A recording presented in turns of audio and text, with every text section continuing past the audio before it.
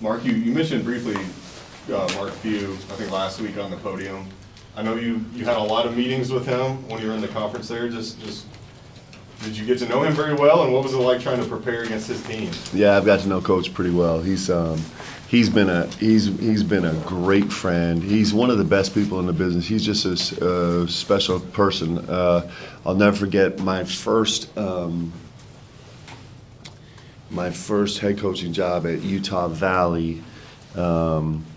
We did a bye game at Gonzaga, and I had known Coach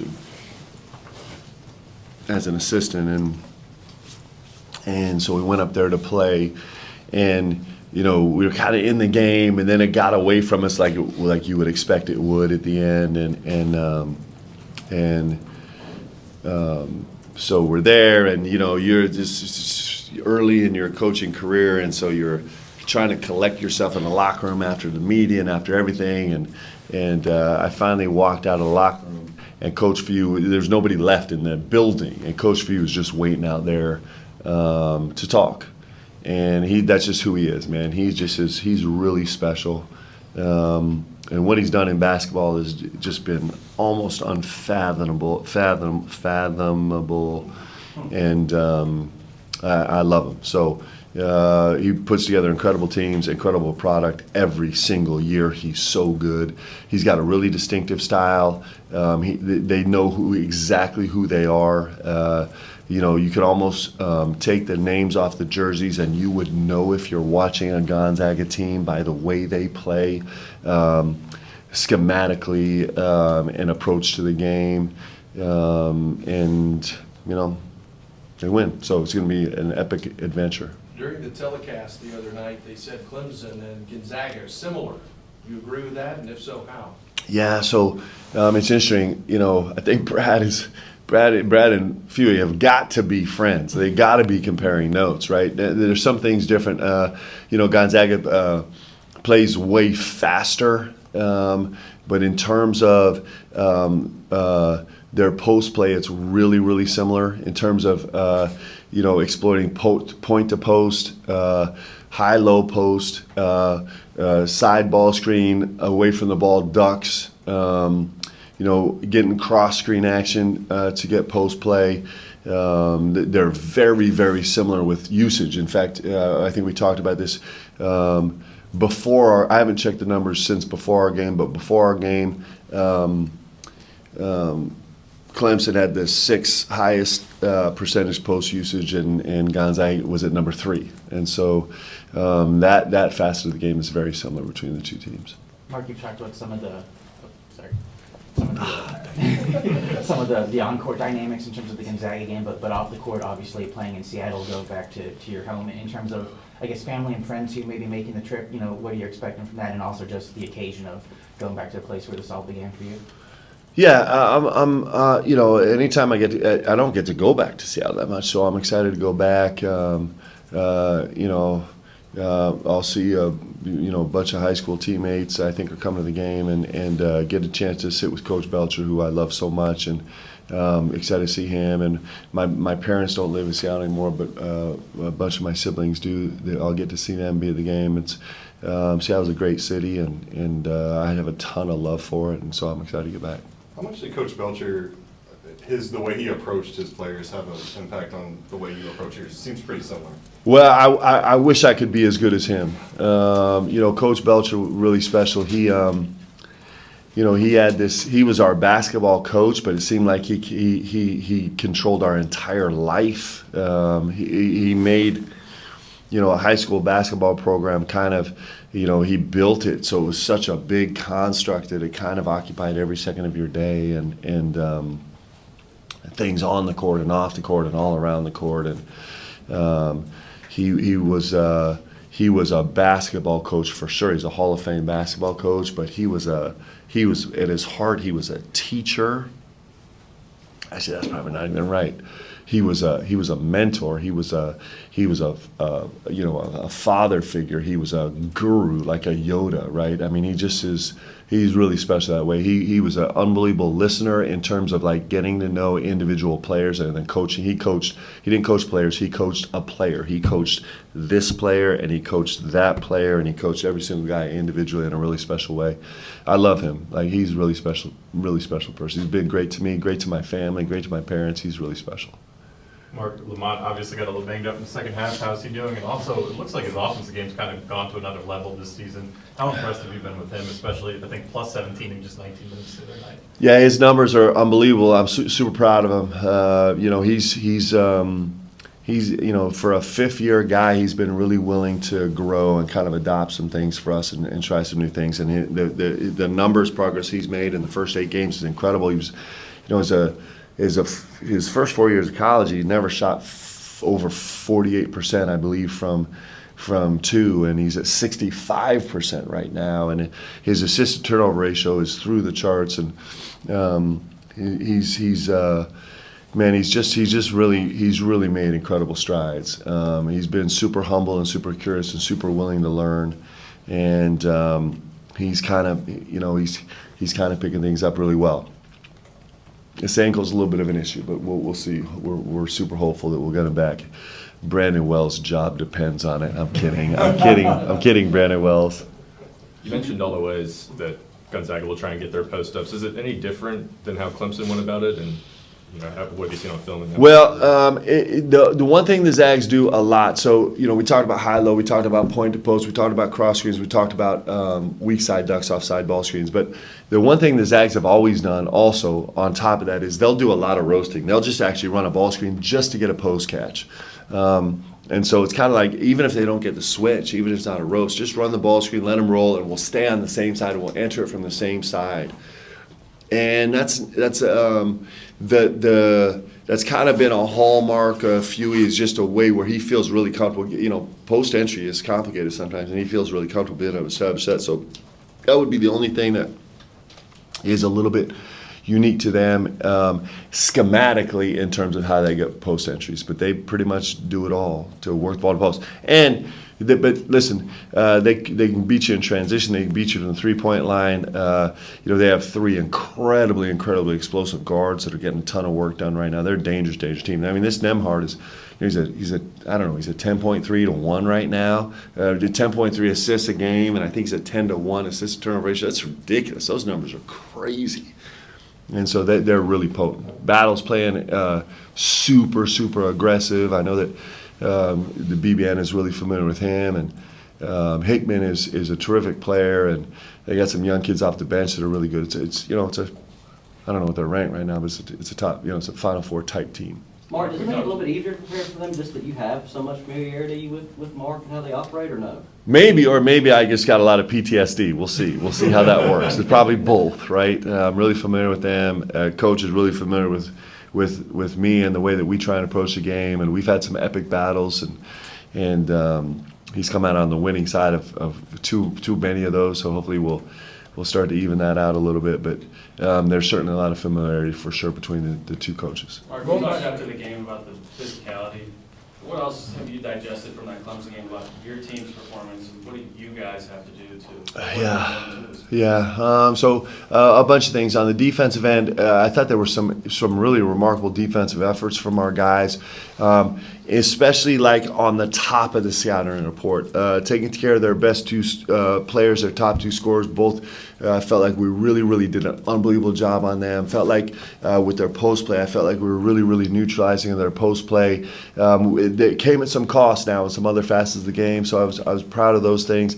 I was proud of how our guys responded in the second half on the glass, although we just got pummeled in the first half. So those are all things that I think are positives. I do think that we lost some of our consistency in kind of holding to our rules in the second half. I'd like to be more like tight, rock solid, like given, tied together. For example, our ball screen defense went away from us. It was like 3 straight possessions where one, we bailed out of the down too early. Then the next possession, we miscommunicated on a 4-5 switch.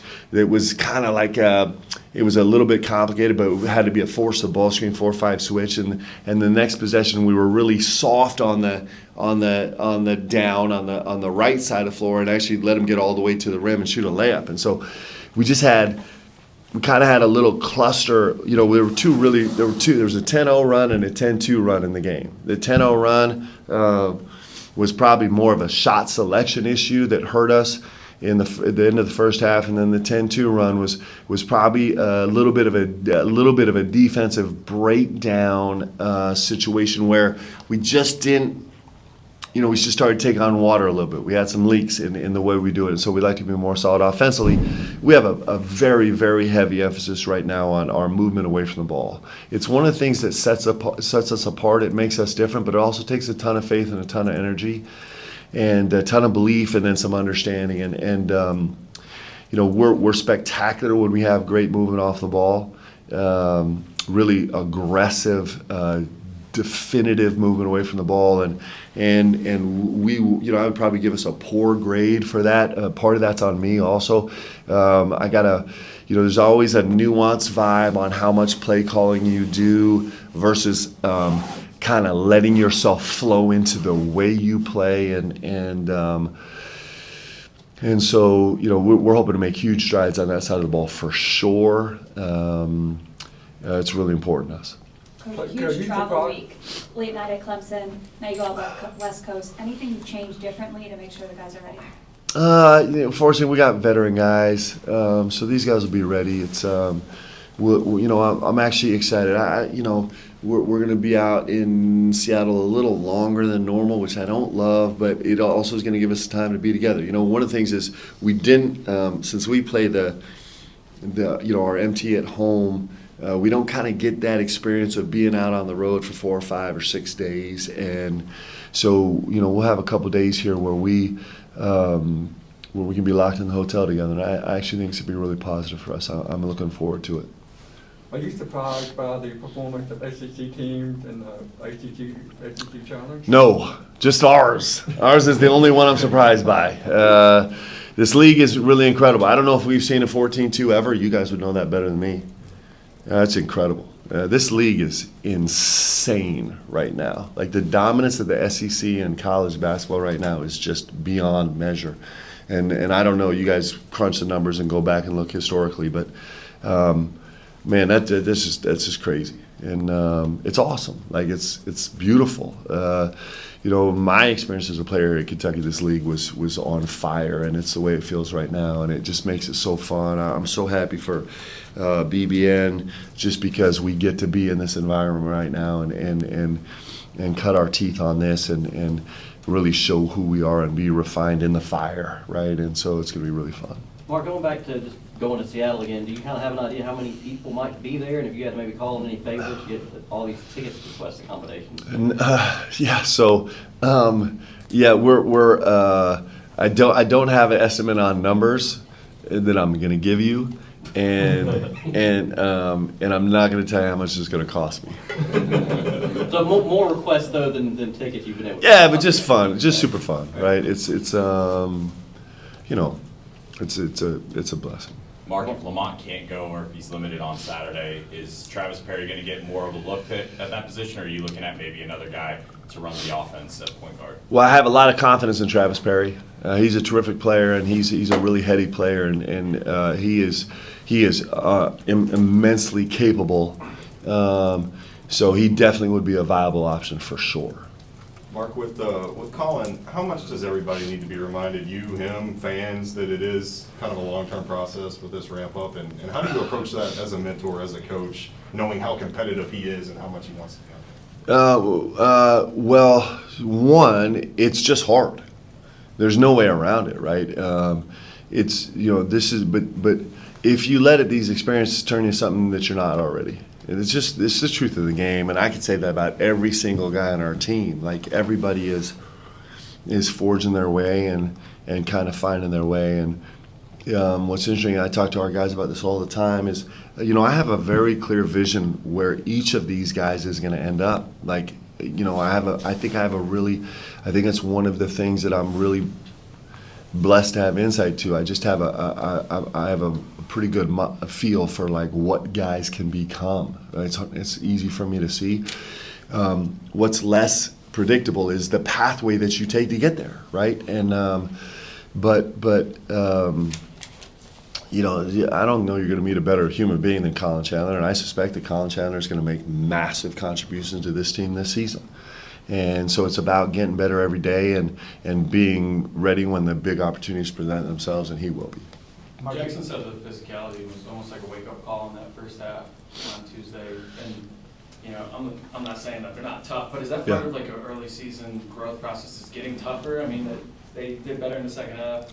Georgia State was also pretty physical. Is that part of what you need to see out of guys, like just getting tougher and more physical?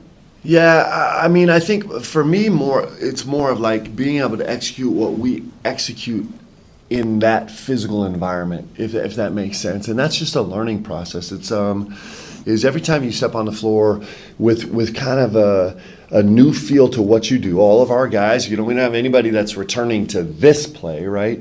And so for all of our guys, doing this together the way we do it is new. So even though we have veteran guys that are really experienced, that's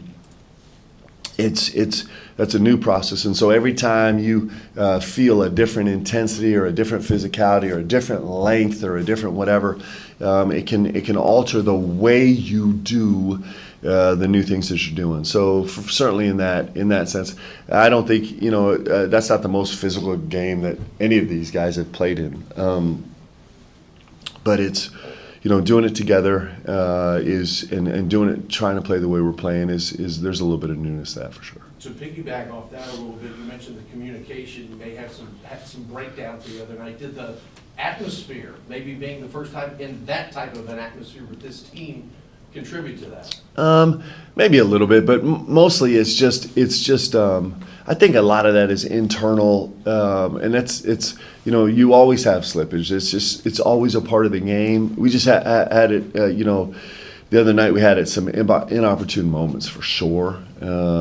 We ended up with a little bit, moments, some non-traditional lineups for the way we have been playing, just because of foul issues and fatigue issues and injury issues and other things. And but it's just that's just a matter of like becoming, it's a matter of doing it right, 83% of the time versus 87% of the time versus 92% of the time, right? It's just being locked in, consistent, and that's something that there is a little bit of a newness factor to that, but it's just like our standard is 100% of the time, and we didn't quite meet that standard, and that's not acceptable, and it shouldn't be understandable, but it is a part of the game that we have to get better at. Mark, Kobe obviously arrived with reputation as a great three-point shooter, and he's more than lived up to that so far. But what have you thought about the other areas of the game, how he's played? With Kobe Bryant? Yeah. Yeah, he's come on, man. Talk about the best dude in the world. He's it's pretty fun. So his I don't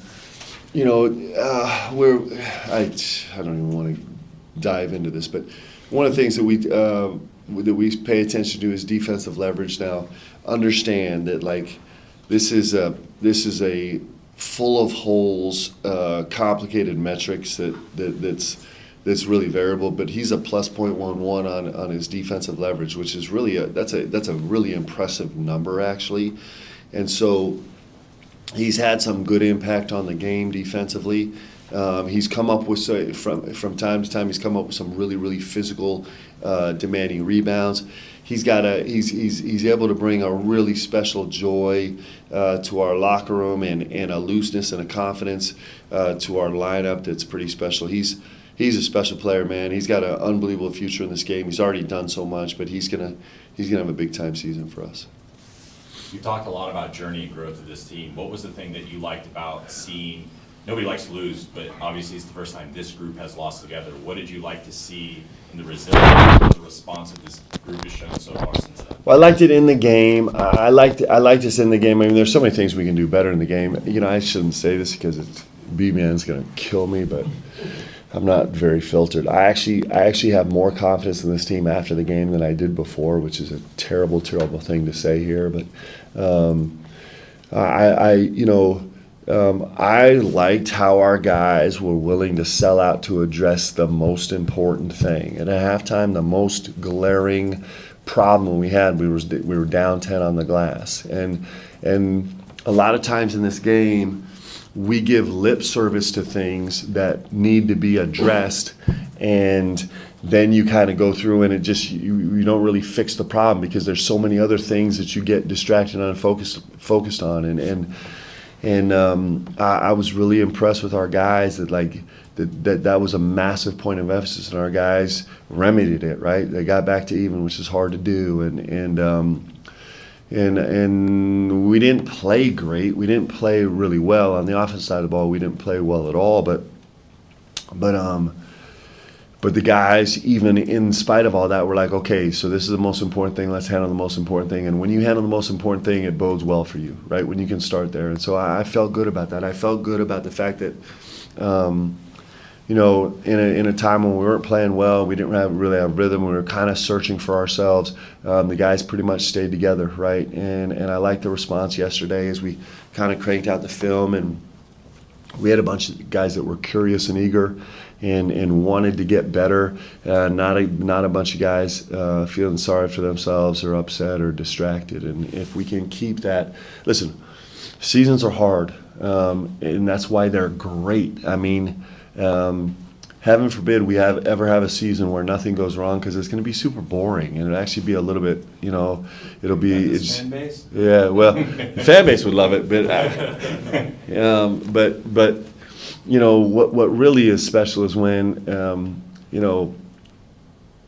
it's kind of when you answer. It's when you ring the bell, right? And so I think we have a locker room full of guys that are like that they can take on some adversity, and I think that they are, wins or losses, I think they're going to roll in the locker room the same way, just hungry to get better. And I think that bodes well for us throughout the course of this season, right? And you look at this league right now. This league is really special. It's going to be really fun. It's going to be really dynamic. And there's going to be some times when, BBN is like, he's the worst coach ever. And those are actually beautiful moments, because that's when you have a chance to ring the bell, right? And we have a team that's built to do it. Hey Mark, can you talk about Father Bradley and what impact? Yeah, I was really sad to hear about Father Bradley. I don't